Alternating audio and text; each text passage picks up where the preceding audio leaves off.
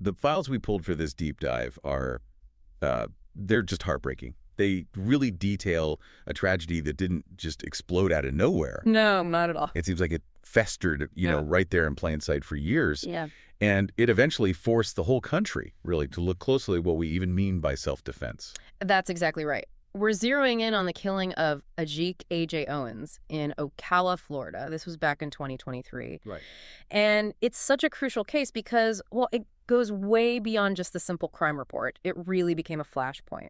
It illustrates this devastating mix of long-running neighbor conflicts, documented racial bias, which is key here, and then these sweeping legal protections from Florida's Stand Your Ground law. So our mission today, for you listening, is to really go beyond those headlines. We want to unpack the source material. Get into the details. Exactly. We need to dissect that, frankly, toxic 2-year history of friction that seems to have made this almost inevitable. Then we'll shift focus to the legal side. How was that sort of expansive idea of self-defense used by the defendant, Susan Lawrence? And crucially, why did investigators and then a jury reject it so firmly? Well, when you boil it down to the incident itself, it happened around 9 p.m., June 2nd, 2023. Ajik Owens, she was 35. She went over to her neighbor's place, Lawrence, who was 58. Right. This was right after some kind of altercation involving Owens' kids. Right, the immediate trigger. Exactly. And Lawrence fired a single shot. Through her closed locked door, it struck Owens, killed her. But like you said, that moment, it was really the end result of years of documented problems and, well, unchecked hostility. Okay, let's start with that history then, because the sources are just crystal clear on this. This wasn't like spontaneous. It wasn't a crime of passion. It was formally described as the culmination of a protracted dispute. Yeah, that phrasing is important. So what kind of documented friction are we actually talking about? How long had law enforcement been involved here? We're talking years of tension. It dates back to at least January 2021. And the sheer number of calls, it's pretty shocking, actually. Right. Yeah, Marion County Sheriff's Office records, they confirm deputies were called to that specific block about 6 times, maybe more, for documented incidents just involving Lawrence and the Owens household. 6 times. Wow. It suggests, this wasn't just a neighborhood feud simmering.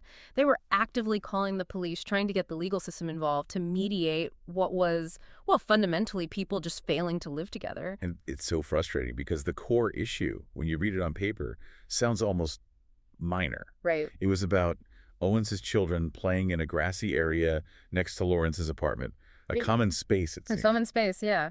But Lawrence repeatedly claimed it was hers, like her exclusive territory. Her fixation on this little patch of grass, it seems like that was the root of all the toxicity. It really was. The sources indicate Lawrence acted like the kids just being there was some kind of profound violation. One neighbor even told investigators Lawrence was, quote, angry all of the time, specifically about the children playing there, shouting nasty things, making it really clear they weren't wanted. So it wasn't just disapproval, it was active harassment. Oh, absolutely. An unrelenting 2-year campaign, really. Active harassment and intimidation, trying to stop these kids from just, existing in their own neighborhood space. And we absolutely have to talk about the racial element here. Yeah. It's documented, and it really transforms this from just a neighbor dispute. It absolutely does. The source materials, particularly the arrest affidavit, the police records, they contain some really disturbing admissions from Lawrence herself. This is critical context. It informs everything that happens later, legally.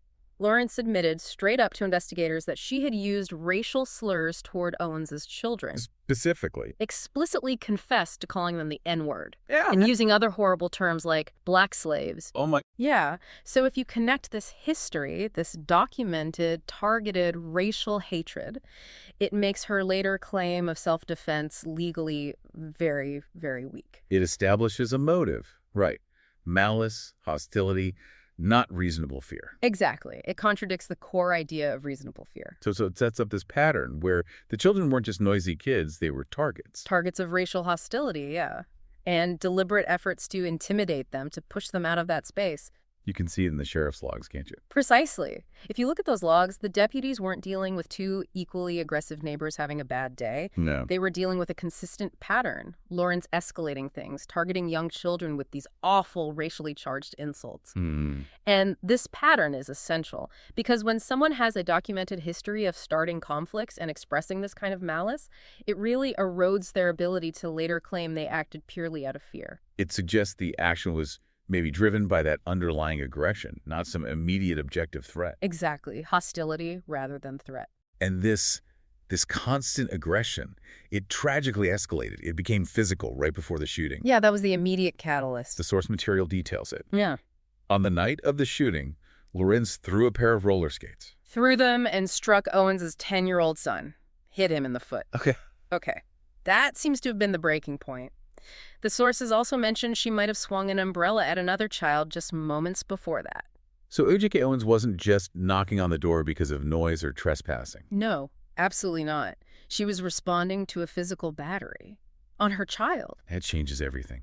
It does. This escalation from years of verbal abuse and slurs to physically assaulting a child with a thrown object, that's what forced Owens to go to Lorenz's door around 9 p.m. that night. That distinction, responding to assault versus annoyance, it's just paramount, legally and ethically. Absolutely. And it explains that feeling, that sense of tragic force that you hear from the community, from the family. Owens's mother, Pamela Dias, she put it so powerfully later, asking reporters, when does a person get shot for knocking on a door? Such a heartbreaking question. It reflects this profound frustration, right? 2 years of documented police calls, mediation attempts, warnings. None of it stopped the danger. It just escalated until it was lethal. The system failed them. That's certainly how the family and neighbors felt. It failed to protect Owens and her children from someone they knew was hostile. And the source material even shows how close the deputies were, physically, right before it happened. Yeah, they were actually there. Responding to one of Lawrence's frequent 911 calls this time, alleging she felt threatened by the children, they arrived at her door around 8:54 p.m. Minutes before the shooting. Moments later, Owens is shot. Oh. It suggests the hostility was so ingrained that even having law enforcement right there, it was just another stage for the conflict. That tiny window, like 6 minutes between the deputies leaving and the confrontation, it just shows the breakdown. It really does. Lawrence is calling 911, using emergency services, but at the same time, she's the one throwing things at the kids. Playing both sides. Exactly.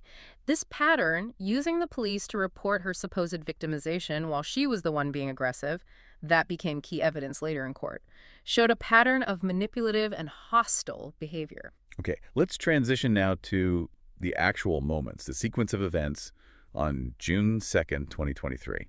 Around 9:01 p.m., Ajik Owens goes to Lawrence's front door. The sources paint a picture of, urgency, confrontation, spurred by that attack on her son. Owens approaches the door. She's knocking, maybe pounding, calling out for Lawrence, clearly wants to confront her about the roller skates. And Lawrence's response? Not to open the door, not to talk. She immediately calls 911, reporting trespassing. Okay. But here's the key thing. The immediate escalation to lethal force. Within minutes before deputies could even get back there, probably before the 911 operator could fully process things, Lawrence fires that single shot. Through the closed, locked door. Through the closed, locked door, strikes Owens in the chest. And the most devastating part, Owens wasn't alone. That just ramps up the emotional stakes, the legal stakes, everything. It's foundational. Her 10-year-old son was standing right beside her when she was shot. Oh, God. Neighbors confirmed it. They heard the shot, then immediate screams, and then very clearly a child yelling, "They shot my mama!" Horrifying. One neighbor rushed out, started CPR right away until the emergency responders got there. And they were already close because of Lawrence's trespassing call. Right. But it was too late. Owens was pronounced dead shortly after 10 p.m., right there at the scene. So now we get to the immediate legal core. The self-defense claim. Lawrence says she acted in self-defense, claims Owens was pounding aggressively, she feared the door would be broken down, feared for her life. Mm-hmm. This is where stand your ground theoretically comes into play. It does, theoretically. But what's really striking here, and it speaks to how quickly the investigation moved, is how fast detectives dismantled that claim, that subjective claim of fear. They used objective evidence to counter it. How so? They explicitly stated that physical evidence and multiple eyewitness accounts flat out contradicted Lawrence's story. There was zero physical evidence, no damage to the frame, no splintered wood, nothing to suggest Owens was actually trying to force her way in. That's the whole thing, isn't it? If the door is locked and undamaged, the threat isn't imminent. She fired through a barrier. Exactly. The source material confirms it. That locked door was a significant physical barrier. It provided a buffer, time. Right. If Lawrence genuinely feared imminent entry, she had other options. She could have moved further back in her apartment. She could have waited for the deputies she'd already called. Who were on their way. Instead, she chose to fire blindly through that barrier, and that just destroys any claim that she was acting as a last resort to prevent death or great bodily harm. The timing element you mentioned before also seems really critical in undermining her claim. Oh, definitely. Officials confirm she made 2 separate 911 calls that night, just minutes apart. She was calm enough to call 911 before the shooting, reporting trespassing. That timing is just damning. It shows calculation, not pure panic.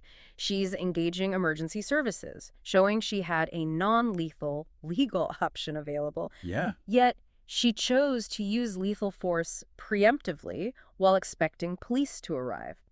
Firing through a closed door, knowing help is supposedly on the way, it removes that critical element of necessity that self-defense requires. Even understand your ground. You don't have to retreat, sure, but the threat still has to be imminent and unavoidable.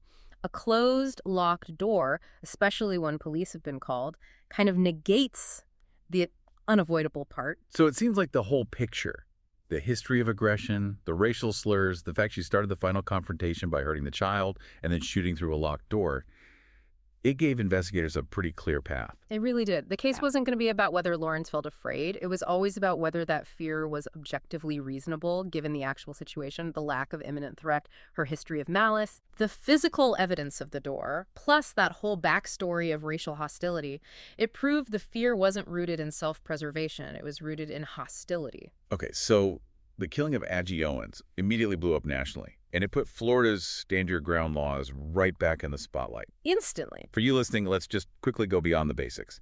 Florida's law lets you use deadly force if you reasonably believe it's needed to stop death or great bodily harm, and you don't have a duty to retreat. Right, that's the core of it. But what did that mean procedurally, like in the immediate aftermath of this specific shooting? This is where it gets really interesting, and maybe a bit different from some other SYG cases. Florida's law, which is basically an expansion of the old castle doctrine, it grants a kind of immunity. So typically, if you claim stand your ground, you can get a pretrial immunity hearing. A judge looks at the evidence, preponderance of evidence standard, and decides if the force was justified. And if the judge says yes. Charges dropped, no trial. The burden's initially on the defense to raise it, but yeah. It's a powerful protection. Okay, so that procedural protection explains why there was that, 5-day delay between the shooting and Lawrence's arrest? Exactly. The public was furious, but Sheriff Woods initially held back. He had to be extremely careful, because even with the terrible optics, they had to be absolutely sure they could overcome a potential SYG defense. Otherwise, an arrest might lead nowhere if immunity was granted later. They needed proof that her reasonable fear claim just wasn't plausible. Ironclad proof. And you had figures like Attorney Benjamin Crump stepping in immediately, voicing that public anger.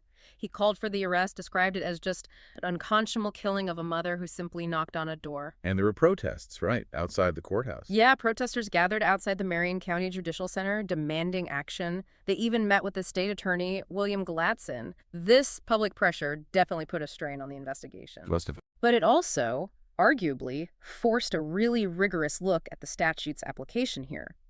Investigators spent those 5 days doing meticulous work. Forensics, digital records, interviewing witnesses again and again, especially those 4 children. Connecting the dots. Connecting the shooting directly back to those 2 years of documented racial aggression. They were building the case specifically to counter that predictable SYG defense. And the turning point was June 7th, 2023. Lawrence is arrested. Yeah. And Sheriff Wood's public statement after that was pretty striking. He basically drew a line in the sand. He really did. He stated publicly, very clearly, that the law did not justify firing through a locked door. His exact words from the source material. This situation is a prime example of when it was not justified. It was simply a killing. Wow, that's blunt. It was crucial. It signaled that the evidence The locked door, no forced entry, the documented malice had completely undermined the standard of reasonable belief needed for that SYG immunity. So once they cleared that hurdle, Lawrence faced specific criminal charges. Can we break those down? Why those charges and not, say, second-degree murder? Okay, the charges were very specific, very strategic. Manslaughter with a firearm, culpable negligence, battery, and 2 counts of assault, which related back to the earlier aggression against the kids. Manslaughter specifically, why that? Manslaughter, under Florida law, involves causing a death through an act, procurement, or culpable negligence. That last part was key. Culpable negligence, what does that mean legally? It means more than just simple carelessness. It's defined as gross and flagrant indifference or disregard for human life and safety. A conscious indifference to the consequences of your actions. Okay, I see. Firing blindly through a door, knowing people, including children, are likely on the other side. Yeah. That fits culpable negligence perfectly. They didn't have to prove she intended to kill Ejek Owens. Just that her reckless indifference led to the death. Exactly. And that history of racial slurs that helped prove her indifference was rooted in malice, not genuine fear. That's a really deep legal insight. It connects the feud history directly to the charge they could actually win. Absolutely. And the trial, it happened in August 2024.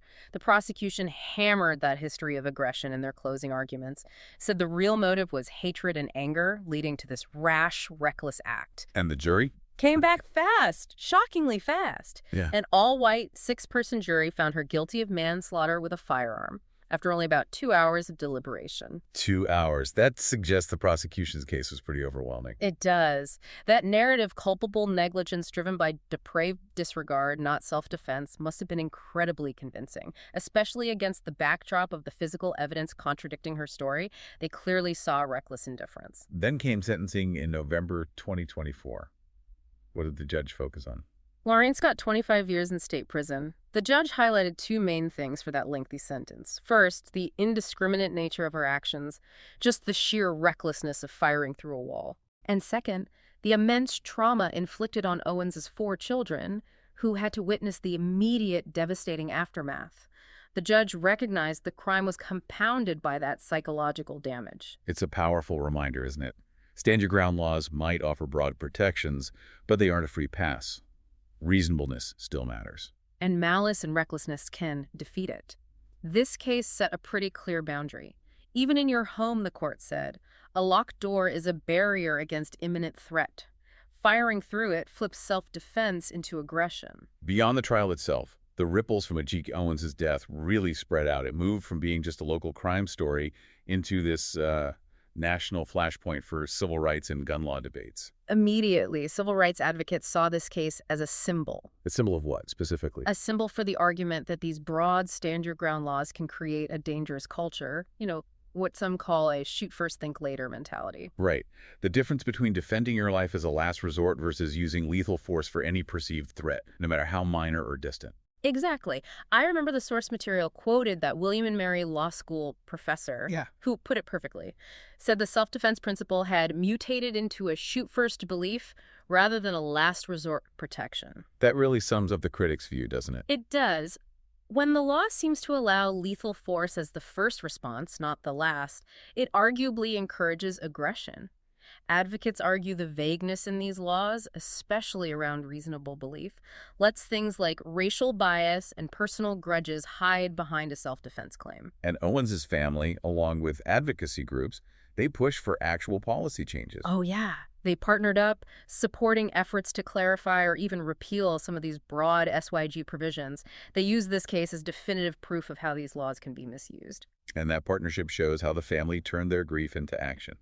Owens' mother, Pamela Dias, she started a nonprofit. Yes, Standing in the Gap, a really crucial part of Ejek Owens' legacy. What does it do? It's dedicated to providing real, tangible support money, counseling for other families hit by racially motivated violence. It's trying to fill that systemic gap, acknowledging that recovery isn't just emotional, it's financial too. So Ejek's memory isn't just tied to the tragedy, but to helping others. Exactly. Systemic assistance. But as important as all that advocacy is, we have to come back to the human cost, especially the trauma for her 4 children.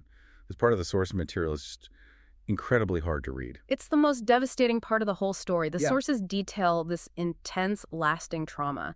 especially for the 10-year-old boy who was right there. Stood beside her. Yeah. Pamela Dias talked about how that child was just consumed with guilt afterwards because he tried to save his mother, felt he failed. He apparently told his grandmother, Grandma, I couldn't save her. Oh, that's unbearable. That weight on a child. That sense of responsibility, powerlessness, forced on a kid by an adult's reckless violence, it's just a profound, enduring consequence. That kind of emotional weight, combined with the public awareness of the systemic issues and the clear legal verdict, Yeah. it meant the case really resonated, didn't it? It went beyond the news cycle. Absolutely. It became the subject of a major documentary film in 2025, The Perfect Neighbor. Right, I heard about that. It used a lot of the source material we've been discussing, police body cam footage, firsthand accounts from neighbors, the family, gave this really visceral look at those 2 years of escalating hostility. And it got significant recognition, Sundance Award, right? Yeah, won the directing award for U.S. documentary at Sundance 2025, then debuted on Netflix and hit #1 in the U.S. That shows this huge public appetite to understand not just what happened, but why the system couldn't prevent it. That level of exposure really cemented this case as a landmark, didn't it? In the ongoing national conversations about race, community conflict, self-defense laws. For sure. Aji Goins' story will be a reference point in those debates for years. And finally, as a permanent way to remember her, plans were announced for a mural in downtown Ocala. A public commemoration. Yeah, symbolizing the community's commitment, hopefully, to reckon with this painful event and, try to move toward healing. A lasting visible marker right there where it all happened. Wrapping up this deep dive, the source material gives us a pretty clear synthesis, I think. The killing of Vijay Owens was this catastrophic result of a long, festering neighborhood fight, fueled by documented racial bias and aggression. And when that volatile mix met an expansive interpretation of self-defense laws, well, it created the perfect storm. Yeah, the ultimate powder keg. Right. But the legal system in this specific case did function to find a measure of justice. It ruled definitively that firing through a locked door, Right. after you initiated the final conflict by assaulting someone's child, that's not reasonable self-defense. Yeah. The prosecution successfully used that 2-year history of malice and slurs to completely dismantle her claim of justifiable fear. So what does this all mean for you listening? This case forces us past the basic facts. We have to consider the systemic issues. How do we balance private property rights and self-defense with the simple right for kids to play in a shared space? Right, and the potential for these lethal force laws to be twisted, weaponized by personal hostility. So if the core purpose of a stand-your-ground law is truly about protecting against imminent threat, we're left with a final, maybe provocative thought for you to consider. Yeah. Something that has to drive future policy debates. Which is, how much weight should a long-documented history of aggression and racial hostility between neighbors' years of conflict carry when we're deciding if a self-defense claim is objectively reasonable? Yeah. When the conflict is proven to be rooted in malice, does that idea of reasonable fear just become impossible to sustain legally? That's the really tough line lawmakers have to keep wrestling with. A deeply complex case. Profound implications for how we define safety, community, and accountability right in our own neighborhoods. Thank you for joining us on this deep dive.